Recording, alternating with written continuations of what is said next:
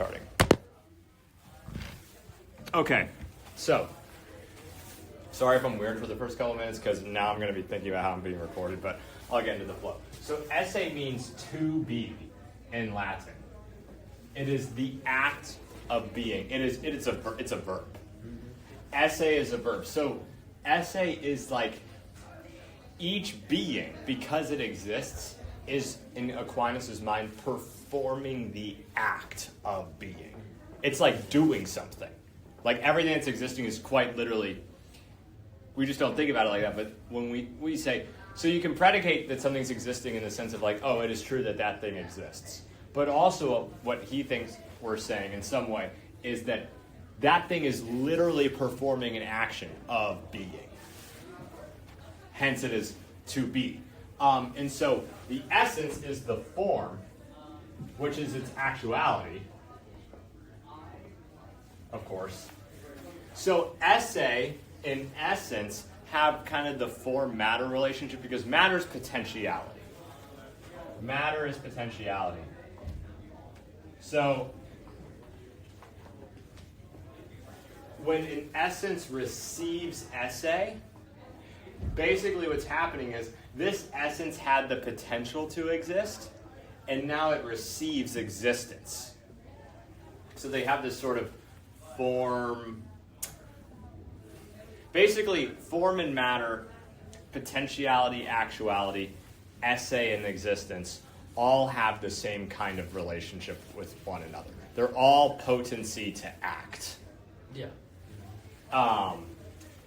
And as you'll see, there's just so many ways to use these small terms, but they, in different contexts, they mean different things, and they're appropriate. Like, if you're just talking about what's the sort of makeup of a material object that you find in the natural world, that's when you say form and matter. But when you're talking about what are the relevant ontological parts of a being, that's when you say esse and essence, is kind of the idea. Okay, so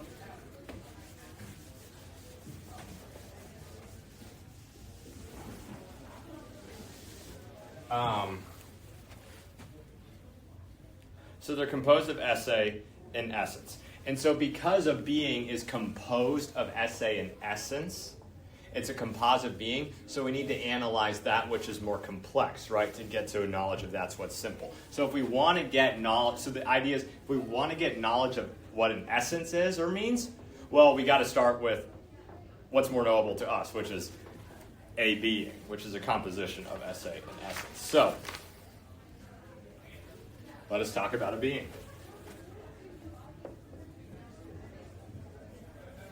I told you this is some hardcore metaphysics that we're going to do. Yeah. So, in typical fashion, Aquinas distinguishes between two ways or two senses in which we use the term being. And I say in typical medieval fashion because, and Aristotelian, you can't get anywhere in a medieval text before they go over the 1,000 different ways a word is used. It's pedantic and kind of hilarious at some points. So a being has two senses. One is it is a thing that exists within the 10 categories. So and this is the primary sense of being in this context. Now, the real primary sense of being is just substance, but the two basic senses are a thing in the 10 categories. So, a substance or accident. A substance or accident. And so, of course, substance has a primacy relation to accident because accidents are those which exist through substances. But he's just grouping them all in one thing right now because the other one's drastically different. The other one is the truth of a proposition.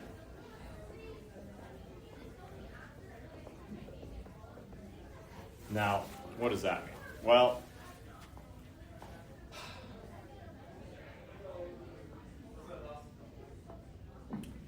So, substance, a man, an accident, whiteness. So they would say many times, Socrates is white. Or when we say Socrates is white, when you put it in terms of an accident, you're saying that he quite literally has whiteness existing through his substance. So, now the truth of a proposition, now a proposition to them equals predicating a subject with a predicate. And so, here's the difference. It's kind of complicated. But basically, what do I say here? The difference is that anything can be called a being in the second sense, in this sense, so long as the affirmative proposition can be formed on the matter, even if that thing does not exist in reality. So, in the first, these things in the 10 categories are literally things that exist in reality, right? A man, a tiger, orange, a particular time, right, etc. But what's something that doesn't exist in reality? Well, anything that is a privation of something. So evil, for example, they say doesn't exist in reality. Why? Because evil, technically speaking, equals a privation of good. Another example would be blindness, because that is a privation of sight in the eye. Privation of sight. So, these things that don't ontologically exist on their own, they only, quote-unquote, exist in the secondary sense. That's why they, quote-unquote, exist rather than actually existing, because they only exist in the sense that that is what we say of a thing when it's lacking something. So evil, quote-unquote, exists because that's what we say of a thing when it's lacking the good it ought to have. We say blindness exists because it is lacking the sight which the eye ought to have. So it doesn't actually exist in reality. But you can form a proposition about it, right? You can say blindness is in the eye, right? Now, this is really cool. So you have blindness is in the eye, but you also have Socrates is white. Look at that. Blindness, copula is, that's predicating the being of something, right? Blindness has being in the eye.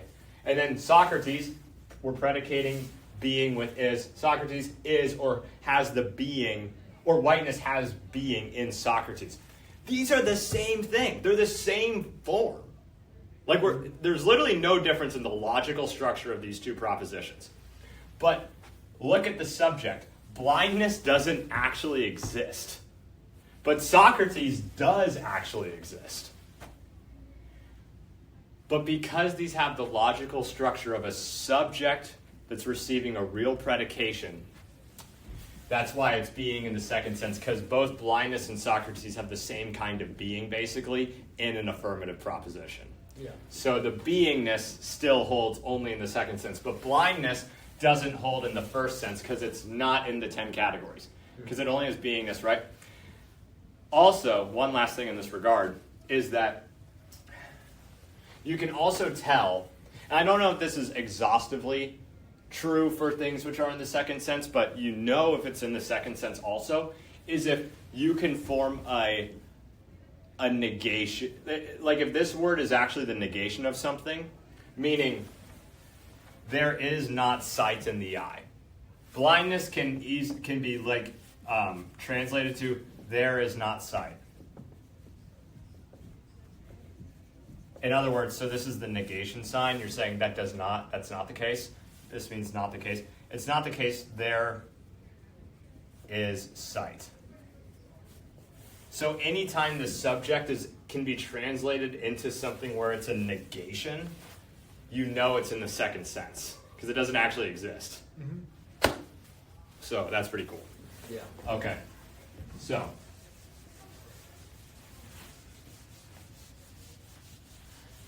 Now, some of that was kind of besides the point, but I figured it's good to say it. So, of course, as can probably be predicted,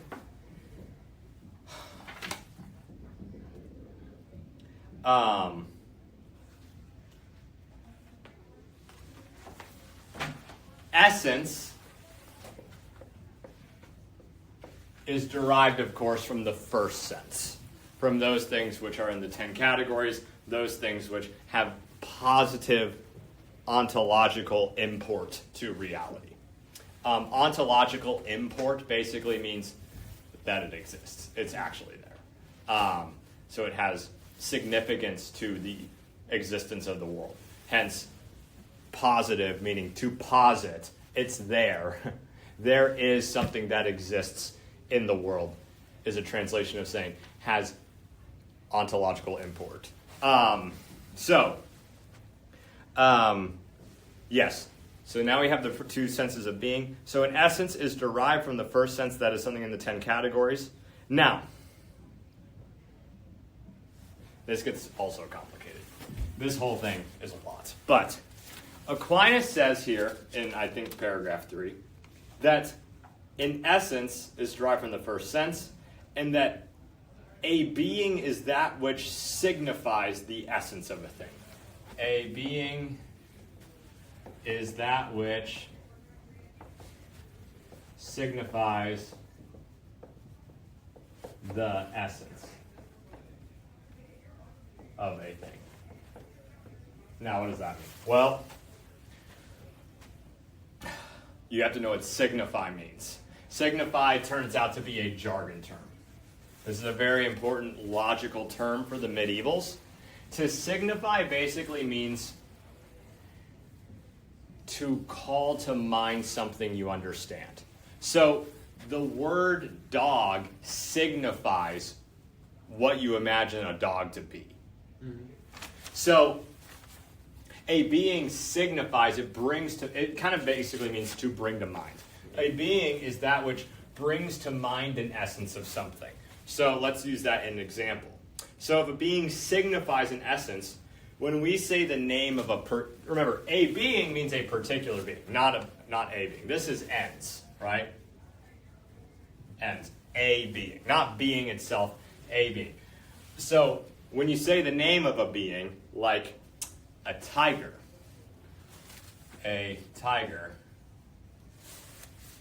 this brings to mind the essence of a tiger. So if I say a tiger equals, what it signifies, what it brings to mind is the essence of tiger. And why is that significant? Well, the name of a particular brings to mind a universal. Because the essence of a tiger is a universal thing, right? Essences are universals. So it brings to mind a species. So this is why this is so important. You got to follow me here. This is going to get a little wild. But because there's really no great way to explain it than to just like say what the hell's going on, which is not easy. If it signifies the essence is just another word for the genus plus the difference. So it turns out, I'm going to change the example to lion because there's actually a place in his commentary on Aristotle's metaphysics where he actually says what he thinks the essence of lion is, and it's hilarious. So we're going to keep it as it is. So it brings to mind the essence of lion. But the essence of lion, but then essence is just the genus plus difference. Why? Because he's being very specific here. He has to say what an essence is. We have to get the meaning of the term essence right. And so we have to figure out, what do we mean when we say the essence of lion? Well, there's only one way to put it. You have to say, well, what does the human mind understand by essence? Well, what we understand by essence is just the genus plus the difference. So it turns out, when I say, he's basically saying, when you say a lion, what that signifies, what that brings to mind, is where a lion is on the Porphyrian tree of genus plus difference. Oh. That's what he's saying. So he's like, okay, if you say lion, and so then we go to animal, and then I'm going to use Aquinas as example. So that's the genus. And then you have the difference. And the difference is, he says this, I don't know where, I need to figure it out. An abundance of daring.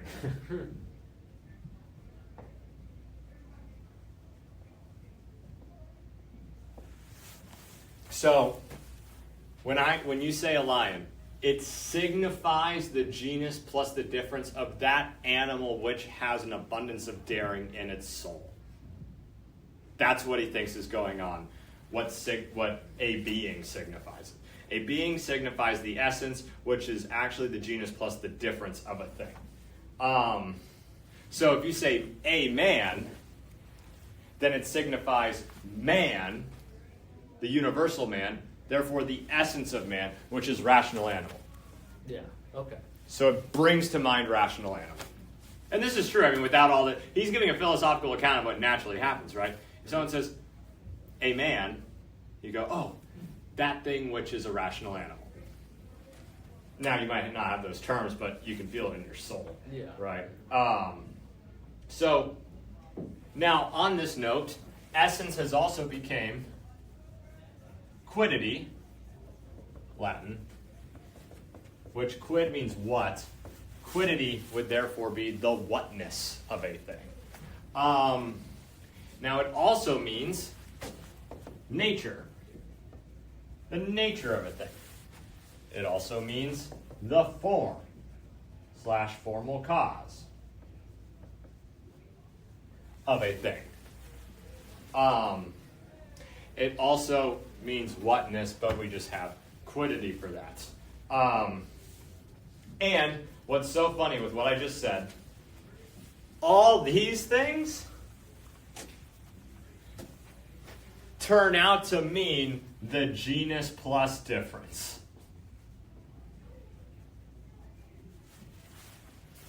That's what they all are. Which is this. So that's what's signified by the word being, is all those things. Okay. Now, there's something really cool about this. Aristotle, I can't speak for St. Thomas because I don't know if he diverged from Aristotle on this point. So I can only speak for Aristotle. The only true knowledge. So, well, I'm going to say the weird claim and then show you why it actually totally fits in the system. So Aristotle said, only true knowledge is of those things which are necessary, which means never changing. Only knowledge of things which never change. Now, people think this is weird for the following reason. I can't know you're sitting right now because that could change. You could stand. You could be standing. So, people don't like that. But I'll show you why. He didn't just come up with this. It actually follows from something. So it's actually, you can see why this is a little more, you could give it a little more credence if you understand it. So, you only can have knowledge of things. Well, what do we have knowledge of? Beings. That's what we have knowledge of. I mean, no one disagrees with that. You have knowledge of things that exist. Right? A being is just something that exists. Everything you know happens to exist, or you wouldn't know it. So, beings are what you know. But, what is signified by the word being, or a being? Well, what's signified is the essence. Right? Yeah. What's signified by essence? Where it is on the Porphyrian tree That is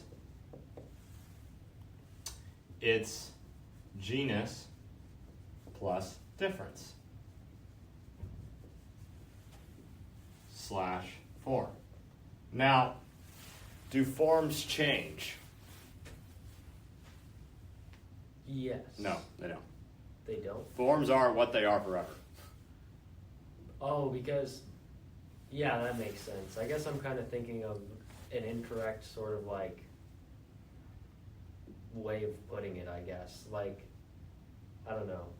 I guess because forms obviously like, it is what something is. So Yes. you can't change it, exactly. Yeah. Because if that thing was something different, then it wouldn't be that thing anymore. It's a different form. Yeah. Forms can't change. It doesn't even make sense for them to change. Because if they change, it's a different form. So forms simply are what they are. That is, they necessarily are what they are. They can't change. And so all knowledge is of beings, but really the knowledge of a being is the knowledge of its essence, which is its form, which can't change. So therefore, you can only have knowledge of things that never change. Yeah, okay. Which also means you can only have knowledge of forms. And he doesn't say it here, but Aquinas said the proper object of the human intellect is knowledge of material substances. But when he says substance, he means form or essence. Mm-hmm. So this is why people are always weird and caught off guard by it, but that's why. You really only have knowledge of essences of things, the what it is of something, what it is to be something, and those don't change. So that is why. Now, okay. So, we're almost at the end here. I'm now going to give you, it might not be as official definition of essence in some way, but Aquinas' definition of essence is sick. It's just awesome. This is what it is. It is that through which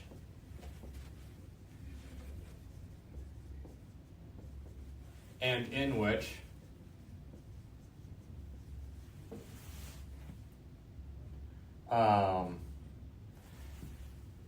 and that which is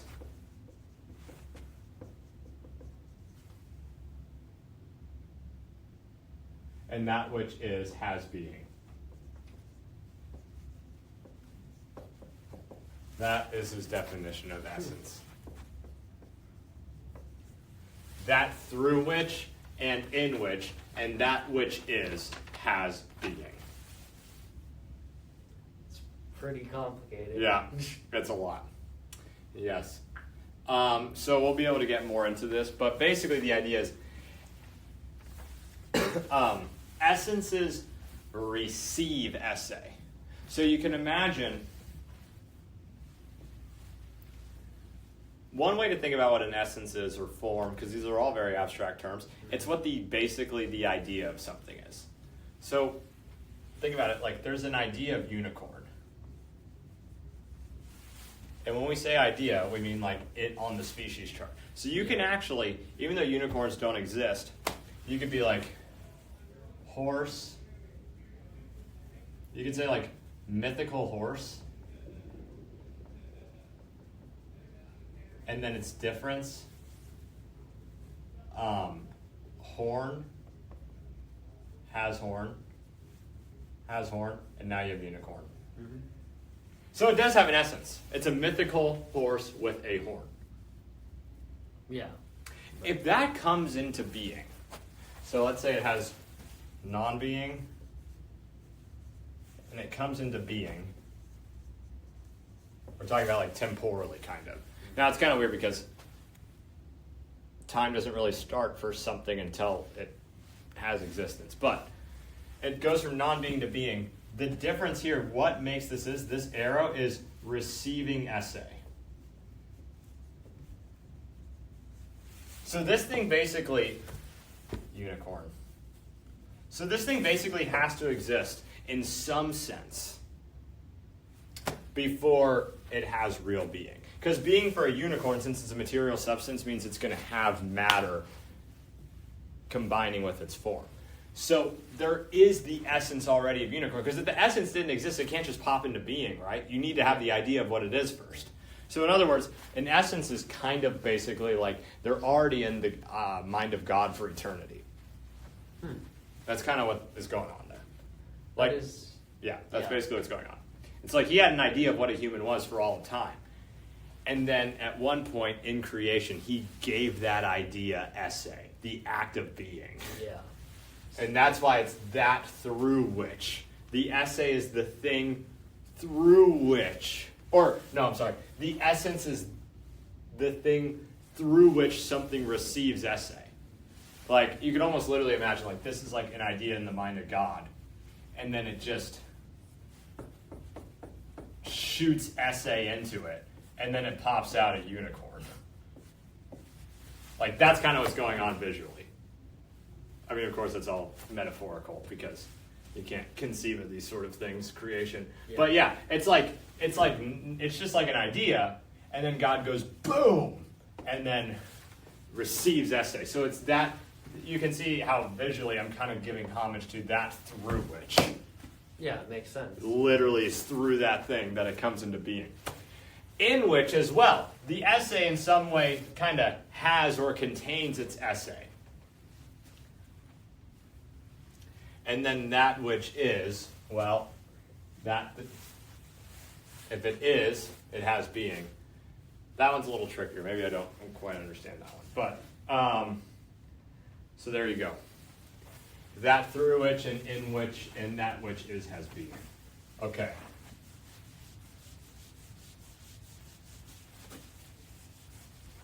And you can stop me at any time if you want me to go deeper or clarify something. Sure. Okay. Now, obviously, beings have essay in the non-qualified and more perfect sense. So this is what he says in basically the last one or two paragraphs. Simple substances, those composed of less parts, exist more perfectly. I can't quite remember exactly why, but I think it's because if something has, like, let's say it has 5 parts, but it becomes a whole, this is a being, but this being is composed of 5 parts, let's say, boom, boom, boom, boom, right? It's composed of 5 parts. Well, it depends on those 5 parts being a unity in order for this being, let's call it being C. In order for being C to have being, it must have a unity amongst 5 parts. But if there's being B, and it only has 2 parts, then it depends on less things in order to exist. So it exists more perfectly in some way. Yeah. So if something has no parts at all, then it exists perfectly because it doesn't depend on anything to exist. It just is. I think, reading this, especially at the end, kind of like clicked for me because it was like, he's basically just talking about God, Yeah. Just like, God, because, you'll always hear people say things like, like God is, they'll say something, like God is love because God has like that, like all love kind of comes forth from God. Sure. I don't really know how to say it, but like,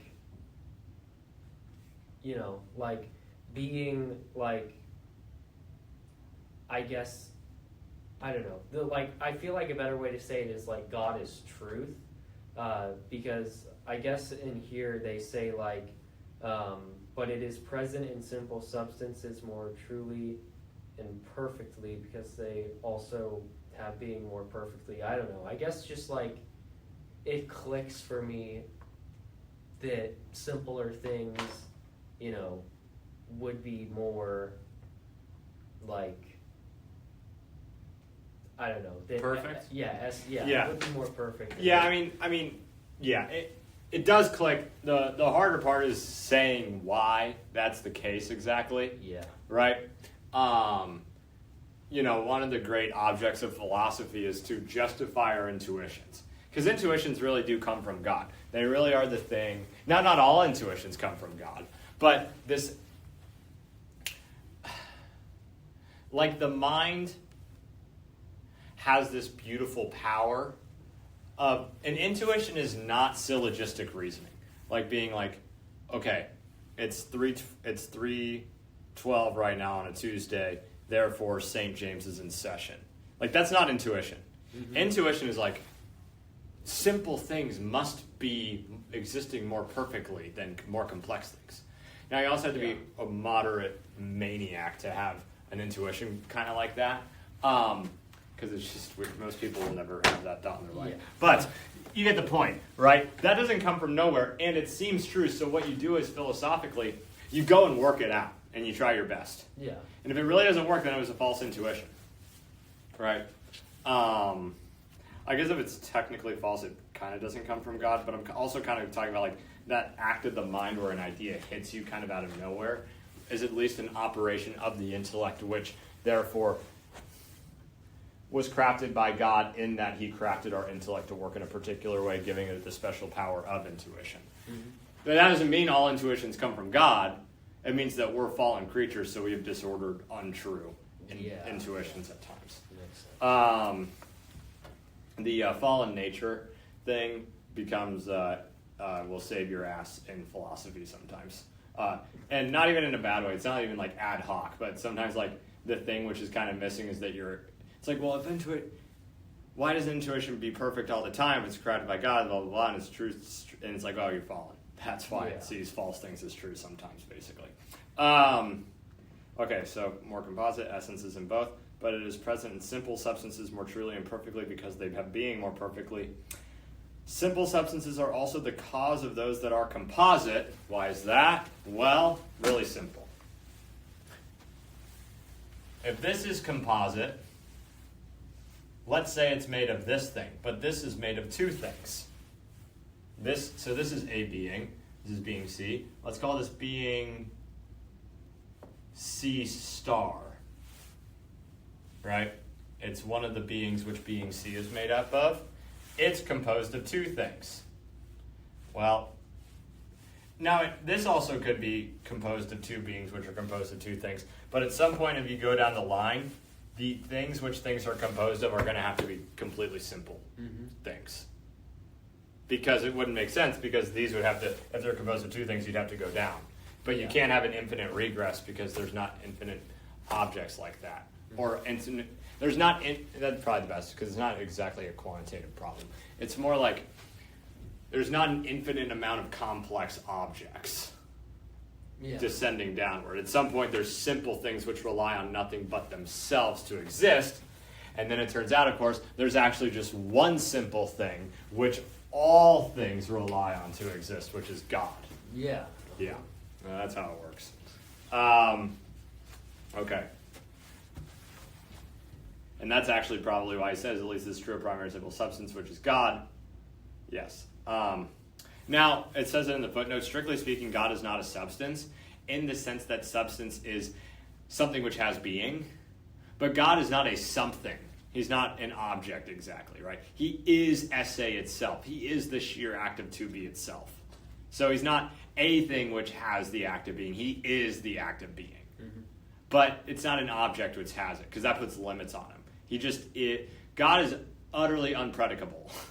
Everything we say about God is always basically poetic or analogical. Even calling God love is not really true in the strictest sense, because God's beyond all of our categories. Yeah. Now, it makes sense to us, because to us, we experience God as love. And so it's true to predicate him in that sense. But if we're predicating in a univocal sense, This will be the last thing I say. There's univocal, there's analogical, and there's equivocal. Univocal equals primary sense. Analogical means secondary slash derivative sense. And then equivocal means no relation other than that they have the same name. Mm-hmm. And so univocal, the primary sense, this is always the example, is, well, it's not always the example, but there are many examples. But this thing's really easy. I kind of gave you some of this last time, but I'm just going to draw on the board. Okay. Let's say the word, what does health mean?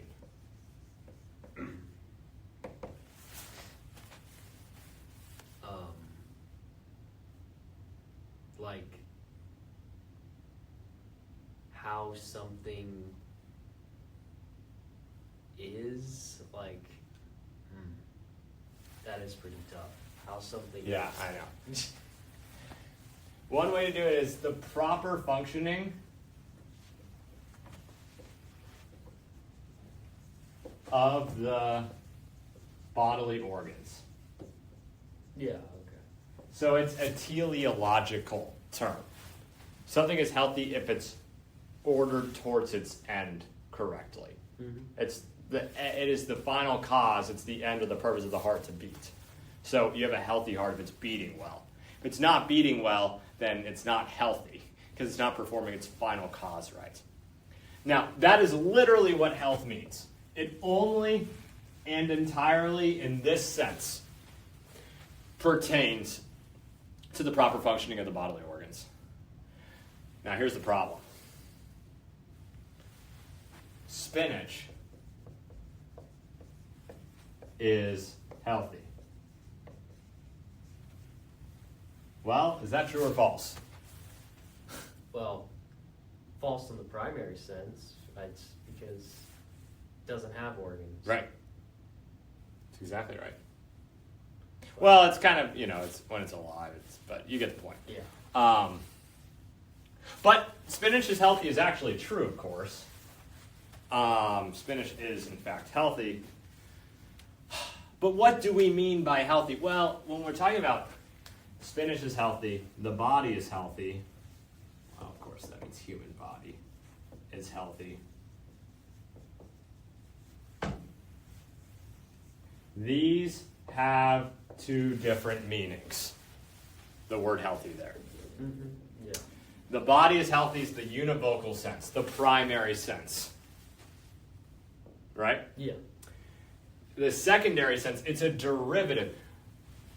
When we say spinach is healthy, we mean if you eat it, it will help your bodily organs function more properly.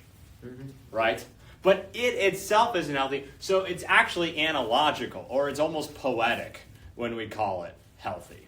But it doesn't literally mean it's healthy in the sense of a bodily organ, right? So, that's the example. Now, this is where it gets really cool. Take now being. Now, the primary sense equals substance. The analogical or secondary sense is of an accident or truth of proposition. Why? Because the primary sense of being is an essence of an object, or just essence in general. The secondary sense is of an accident. Why? Because it doesn't have the kind of being that a substance has. So we must be saying it has being in a different way. But we still use the word being, right? So it's a secondary sense. And so it's almost like if you have the word healthy, we'll just use healthy because it's a little less abstract than being. And that's true because being is actually the most abstract term. So healthy, this is like the primary sense, and then springing off from there, you get all these other senses of healthy. spinach is healthy, you know, your mental health. Not that that's really a thing much, but you get the point. You know, all these things. We have a healthy community, right? Mm-hmm. This aspect of language is mind-blowing. Once you see how much the primary and secondary senses of everything going on, everything makes way more sense. So that's where you get these different senses of healthy. So it's like whenever you're using the word healthy outside of the context of the proper functioning of the bodily organs, then it's going to be using in a secondary or analogical sense. It's because, and what makes it the primary sense, this is really important. You might be like, well, why does the primary sense get from the bodily organs? Why don't we get it from the food being healthy? It's because it is where, this is completely my philosophy at this point. Sure. It comes from where you immediately experience it in its most vivid and unmitigated place. Yeah. That's where it is. And I'll show you what this means for predicating God, which is really cool. I guess it does make sense because you couldn't really... Because that's the prime... Where would you even be able to make sense of... Yeah, you wouldn't be able to say spinach is healthy, like, in a primary way because... You already had it from your health. Exactly, yes. So it's the thing where it first comes from. Mm-hmm. In other words, your most primary and unmitigated experience or encounter with that. So why is all our predications with God analogical? Well, let's see this. Easy one. God is a father. Okay? This father. Is it the primary or secondary sense? Secondary. Yes. Why? Well,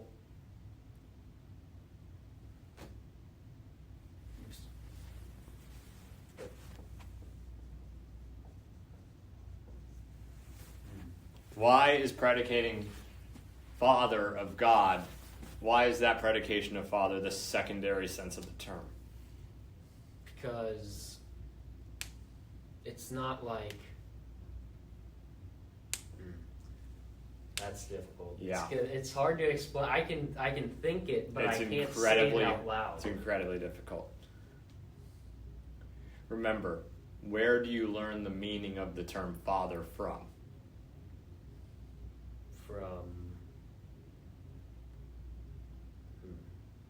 This is easy. From your own dad. Yeah, from your father. Yeah. So the term father, its primary sense of father equals the fatherhood of your own dad. All those things which your dad does, right? Of loving you, of being a masculine influence of your life, encouraging you, all these things, right? Teaching you how to be a man, being there. Because the word mother's different, right? Because the nurturing mother, it feels different when you're being loved by your mother than your father, right? Yeah. So that's why we have different sense of mother and father, because the experience of the father is different than the experience of a mother. And so the father's always there for you. He's always protecting you. He's always encouraging you. And so that's where you get all these meanings, which ultimately comes the word father, right? And then when people are like, oh, we need good fathers, how weird is that? What do you mean by good father? Well, they mean, ultimately, what good, like when in contemporary culture, like we need better fathers, we need good fathers. Well, they must be meaning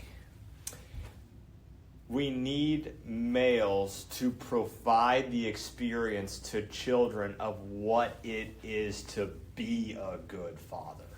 Yeah. That's what it has to mean. Because there's no way to understand what the word father means than really experiencing it. Okay, so the primary experience of father is the fatherhood of your own dad. Well, there's only one primary sense of a term. This has to be analogical. Okay. But it's beautiful, actually. Because God gave us this beautiful way of seeing language and meaning because this allows God to communicate with us. And so when God says, I am your Father, well, he's not saying it in the primary sense that he's the, well, of course, Father in the primary sense also means like he birthed you, or he was, one of the two people who created you as an offspring. But it's also like all those amazing qualities of like a perfect fatherhood, that's what I am to you. But of course, he's so much greater than even the best earthly father. Yeah. Right? So it's like, this is the crazy part. You might be like, well, this kind of gets hard to follow, but you might be like, well, if it's the primary sense of father, that really limits my ability to understand what it could be for God to be the Father, because now it's in the secondary sense, right? It puts a bigger limit. Wrong. The secondary sense can be a way bigger limit, actually. So it's like, even though it's in the secondary sense, like, oh yeah, all those qualities that a father gives you, I am that beyond imagination more than that. Yeah. So the secondary sense need not be like a smaller or more limited kind of thing. Now, it doesn't track with the healthy example, because it seems like the greatest way to use the word health, right, is in the primary sense of the bodies, right? But not so much when it's God, because God's always the greatest. So even though we predicate him in the secondary sense, it's always a much greater predication than the primary sense. But the beautiful part is that we can understand it through the primary sense. We understand it through the primary sense. Like, when you say God is a father, of course, God and his activity and what he is and what he does is impossible for the human to imagine. And that's why we don't predicate him univocally in the primary sense, because what the hell does it mean for God to be an actual father? Yeah. Do you see what I'm saying? That doesn't even make sense. Like, I don't even know what that means. The reason why it doesn't make sense is because that's not the actual primary sense of the term. The primary sense of the term is that father means your dad, basically. But what it allows you to do is when you predicate God as father, it allows you, like I just said, to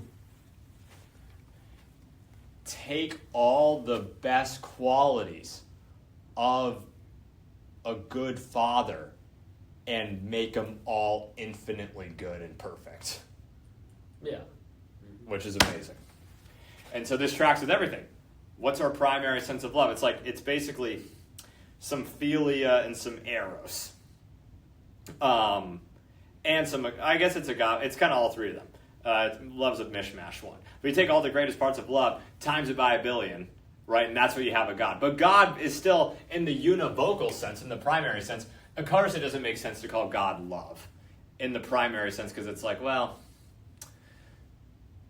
I mean, agape is a weird one, but ultimately we can't fathom what unconditional love is really like. Yeah. Because we're fallen creatures. I mean, no matter how saintly we become, there's always going to be a little sinfulness in us, and we'll never be able to love truly perfectly. And we've only experienced the love immediately on earth of something that's technically imperfect. So we can only really think about the greatest experience of love on earth, right? But that's not God's love, because God's love is perfect. You see? Also, this helps make sense of like, well, what does it even mean to say Jesus is the Son of God? Well, clearly we have to be using a secondary sense of son there, because son means the offspring of two parents, right? A male offspring of parents, right? Well, Jesus isn't like a human offspring of two parents, but he is the Son of God.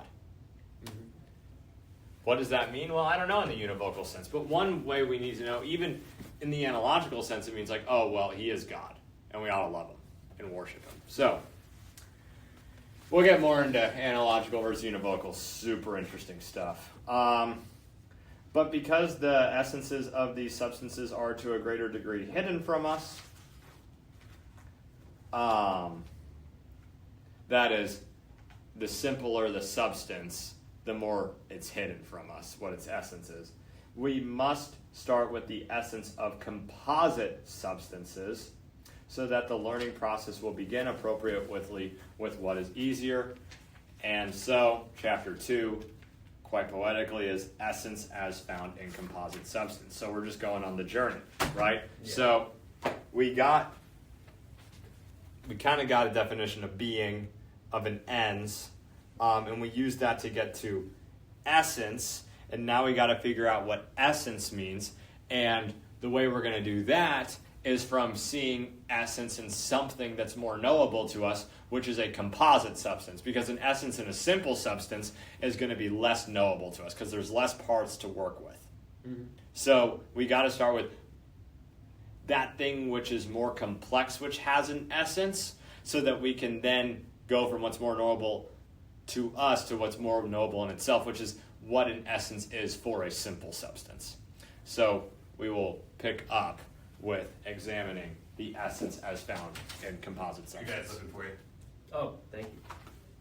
Perfect timing. So I'll end this.